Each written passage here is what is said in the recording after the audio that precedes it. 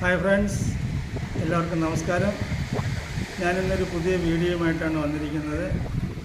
ആ വീഡിയോ എന്നുള്ളത് general duty assistant, nursing assistant എന്നുള്ളൊരു ജോബിനെ കുറിച്ച് പറയാൻ വേണ്ടിയിട്ടാണ് ഞാൻ ഈ വീഡിയോ ചെയ്യുന്നത്. അതിനോടൊപ്പം തന്നെ ഒരു കാര്യം എനിക്ക് പറയാനുള്ളത്, MSc അഡ്മിഷന് വേണ്ടിയിട്ട് വളരെയധികം കുട്ടികൾ ശ്രമിക്കുന്നുണ്ടെങ്കിലും അതിൻ്റെ ഭൂരിഭാഗം ആൾക്കാർക്ക് അഡ്മിഷൻ കിട്ടാത്ത സാഹചര്യങ്ങളിൽ നിങ്ങൾക്ക് പഠിക്കാൻ താല്പര്യമുള്ളവർ അതിനെക്കുറിച്ച് പറയുന്നുണ്ട്. താല്പര്യമുള്ളവർക്ക് വീഡിയോ കാണാം. അതായത് ജനറൽ ഡ്യൂട്ടി അസിസ്റ്റൻ്റ് എന്നുള്ള ഈ ജോബ് 18 വയസ്സ് പ്രായമുള്ളവരും 35 വയസ്സിനും ഇടയ്ക്കുള്ളവർക്ക് ഈ general duty assistant, nursing assistant എന്നുള്ള ഒരു ജോബിന് അപേക്ഷ നൽകാം. ഏകദേശം 400 മണിക്കൂറാണ് ഇതിൻ്റെ ഡ്യൂറേഷൻ വരുന്നത്. 6 മാസ കാലാവധിയാണ് ഇതിൻ്റെ വരുന്നത്. നല്ല ജോലിയാണ് ഈ ജനറൽ ഡ്യൂട്ടി അസിസ്റ്റൻ്റ് എന്നുള്ളത്. മെഡിക്കൽ സ്റ്റാഫിനെ സഹായിക്കാനും രോഗികളുടെ പരിചരണത്തിനും വേണ്ടിയാണ് ഈ കോഴ്സ് പ്രധാനമായിട്ടും ഉള്ളത്. കോഴ്സ് പഠിപ്പിച്ച് വളരെ നല്ല ഒരു നേഴ്സിംഗ് അസിസ്റ്റൻ്റായി മാറ്റിയെടുക്കുക എന്നുള്ളതാണ് അസാബിൻ്റെ ലക്ഷ്യം. ഈ കോഴ്സ് നിരവധി പേർ ഇതിനോടകം പഠിച്ചിറങ്ങിക്കഴിഞ്ഞു. പ്ലേസ്മെൻറ്റോടുകൂടി നിങ്ങൾക്ക് ഹോസ്പിറ്റലുകളിൽ ജോലിക്കുള്ള അവസരം ഒരുക്കി നൽകുന്നു. ആയതിനാൽ ഈ ജോലിക്ക് എപ്പോഴും നല്ല ഡിമാൻഡുണ്ട്. ഇവർക്ക് സർട്ടിഫിക്കറ്റ് ഉള്ളതിനാൽ വീടുകളിൽ രോഗി പരിചരണവും കുട്ടികളുടെ പരിചരണവും സ്വമേധയാ ഏറ്റെടുത്ത്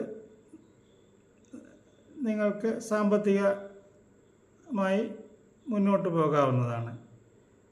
ഈ ജോലി സാധ്യതകളെക്കുറിച്ച് എന്താണ് ഈ നേഴ്സിംഗ് അസിസ്റ്റൻ്റ് എന്നുള്ള കോഴ്സിൽ പഠിപ്പിക്കുന്നത് എന്നുള്ളത് പരിശോധിക്കുകയാണെന്നുണ്ടെങ്കിൽ, എമർജൻസി മെഡിക്കൽ റെസ്പോൺസ്, രോഗികളുടെ അടിസ്ഥാന പരിചരണവും ആവശ്യങ്ങളും നിരീക്ഷണങ്ങളും റിപ്പോർട്ടിങ്ങും, പ്രഥമ ശുശ്രൂഷ, അണുബാധ തടയൽ, നിയന്ത്രണവും പ്രതിരോധവും, അങ്ങനെ 18ഓളം കാര്യങ്ങളാണ് നിങ്ങൾക്ക് ഈ കോഴ്സ് വഴി നിങ്ങളെ പഠിപ്പിക്കുന്നത്. ഇത്രയുമാണ് ഈ നേഴ്സിംഗ് അസിസ്റ്റൻ്റ് കോഴ്സിനെ കുറിച്ച് എനിക്ക് പറയാനുള്ളത്. ഈ ചാനൽ, ഈ വീഡിയോ കാണുന്നവർ സബ്സ്ക്രൈബ് ചെയ്യുക, ബെൽ ബട്ടൺ അമർത്തുക, ലൈക്ക് ചെയ്യുക, ഷെയർ ചെയ്യുക. ഞാൻ നേരത്തെ ഒരു കാര്യം പറഞ്ഞില്ലേ, MScയുടെ വിഷയവുമായിട്ട് ബന്ധപ്പെട്ട് നമുക്ക് കേരളത്തിൽ പഠിക്കുന്ന കുട്ടികൾക്ക് വളരെ കുറച്ച് അഡ്മിഷൻ മാത്രമേ ലഭിക്കുന്നുള്ളൂ. അത് കാരണം നമുക്ക് MSc പഠിക്കുന്നവർക്ക് വളരെ ബുദ്ധിമുട്ട് അനുഭവിക്കുന്നുണ്ട്.